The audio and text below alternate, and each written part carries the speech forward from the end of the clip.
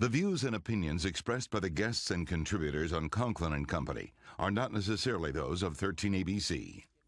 Now, Conklin and Company continues with Take 3, commentary and analysis from our panel of political contributors. Welcome back, everyone. We continue now. Take 3. Ignacio Messina of the Toledo Blade and Skylar Meadows of the Juice joining us this morning. It is great to have you both along on this holiday weekend.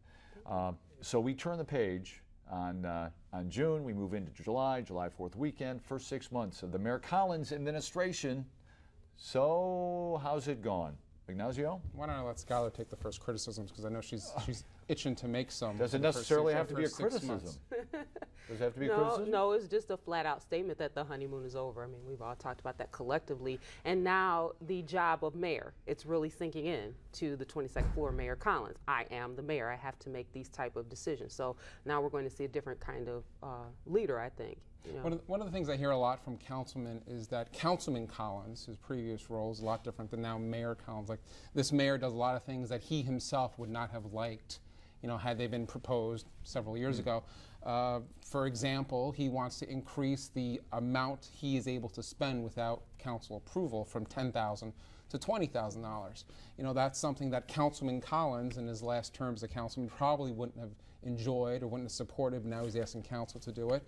The president of council, Paul Hicks Hudson, Stephen Steele, council member, both say that they have a hard time swallowing in that. They're going to have to see a reason why they should approve that for the mayor. I think I would agree with Ignacio, and also the type of legislation that's being proposed is a little surprising, like about the food truck. If you're all about economic empowerment and we need that balance between, you know, organized labor and small business, why would you say $1,000 a year for licensure when we only enjoy probably 4 to 6 months of food truck? Was this a case of legislation that maybe is coming back and he's saying, okay, let's rethink this now. Maybe this was not a great idea after all? Well, council sees it as something that they threw in. Of course, we're talking about legislating and regulating food trucks, mostly downtown. People are saying, you know, you're talking about legislating food trucks and not hiring employees who smoke or use nicotine products, but really you should be focusing on blight and high grass and crime. The big picture issues that are affecting the city of Toledo.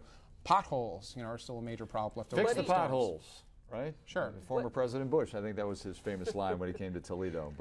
But he is concentrating on those. I think, again, like I said, he's just finding that this is a different animal totally to be the fearless leader on the 22nd floor versus being on council throwing, you know, lobs at the 22nd floor. I think if you drive Toledo streets, there are plenty of orange barrels out there, and you will say, yeah, he is, you know, that is part of the priority. There's no question about that.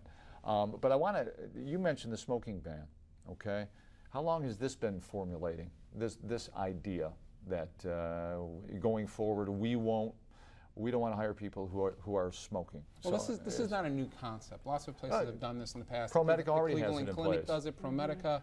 In the mayor's mind, I think it's. But how's that different? They're healthcare organizations. They're hospitals. It is no different, though, because the University of Toledo took away what they call the butt huts. So they're refurbishing them for another, you know, purpose. So I think that it's a trend. The question is, will the city of Toledo or citizens of Toledo see this as taking away our personal rights even more because it's coming from one government center? Well, smokers are not a protected class. They don't have the same kind of protections that, say, you do under gender or ethnicity. So, you know, legally the mayor can do this. I think it's more of just a public relations image that people see it as a bad thing for the city to do.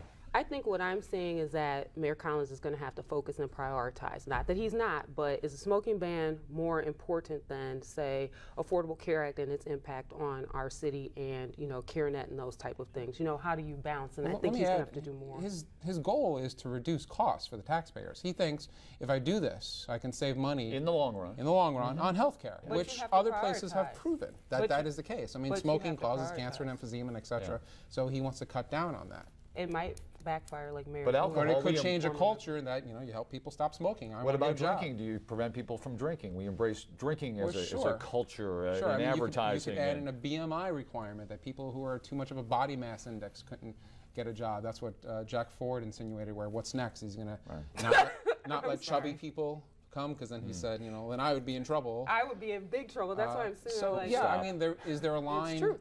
Sure, and I guess, you know, society decides where that line is going to be. You mentioned big picture, so let's talk about big picture. And then we still have Southwick, and we still have the Marina District that the mayor says, hey, you know, we're closing in.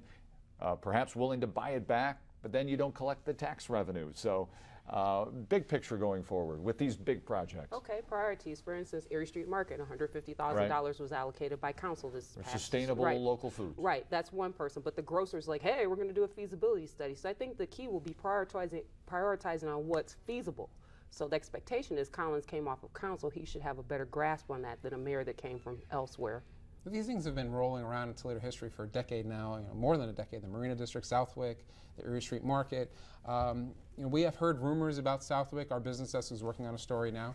The Marina District, I think, is stalled, and I don't think we'll see anything anytime soon on that. The problem is the buck stops literally, and that's a cliche, on the 22nd floor when you get there. So, like I said, sure, and don't forget, like the Southwick area where that mall used to be is private property. The city doesn't own that property. Right. It can be a partner and help promoting it, but the city doesn't have a lot of control with that property. But the mayor is the mayor regardless of who owns what and who does what, so has to roll forward on the city.